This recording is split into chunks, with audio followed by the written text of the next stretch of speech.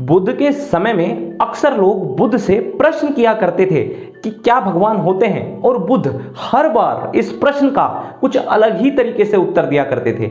एक बार एक व्यक्ति बुद्ध को बड़े ध्यान से सुन रहा था और उस व्यक्ति ने इच्छा जताई कि क्या मैं आपसे एक प्रश्न कर सकता हूं, क्योंकि मुझे लगता है इस दुनिया में केवल आप ही हैं जो मेरे इस प्रश्न का सही उत्तर दे सकते हैं। बुद्ध मुस्कुराए और बुद्ध ने मुस्कुराते हुए कहा कि तुम्हें जो भी कुछ पूछना है तुम मुझसे पूछ सकते हो। उस व्यक्ति ने प्रश्न किया कि बुद्ध, क्या आप मानते हैं कि भगवान होते हैं? बुद्ध ने मुस्कुराते हुए उत्तर दिया कि तुम्हारा इस बारे में क्या विचार है? वह व्यक्ति बोला कि मुझे लगता है इस दुनिया में भगवान जैसा कुछ भी नहीं है।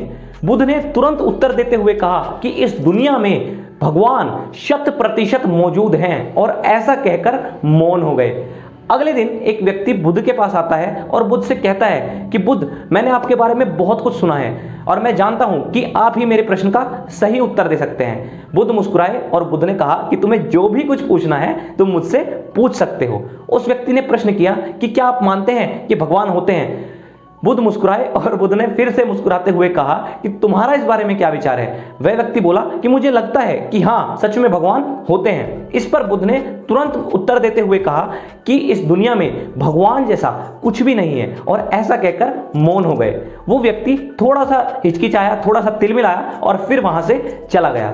जब ये सब कुछ हो रहा था तो वहां खड़े एक शिष्य ने बुद्ध से प्रश्न किया कि बुद्ध, आप एक ही प्रश्न के दो उत्तर कैसे दे सकते हैं? बुद्ध मुस्कुराए और बुद्ध ने मुस्कुराते हुए कहा कि मैं इस प्रश्न का उत्तर दे ही नहीं सकता। मैंने तो सिर्फ उन दोनों की इच्छा के विपरीत जाकर उनको ये जानने के लिए विवश कर दिया कि वास्तविकता क्या है। उनकी इस खोज में आया अनुभव ही उनको वास्तविकता बता सकता है। बुद्ध की उस समय पे कही हुई बातें आज भी उतनी ही इंपॉर्टेंस रखती हैं जितना कि उस समय पे हुआ करती थी।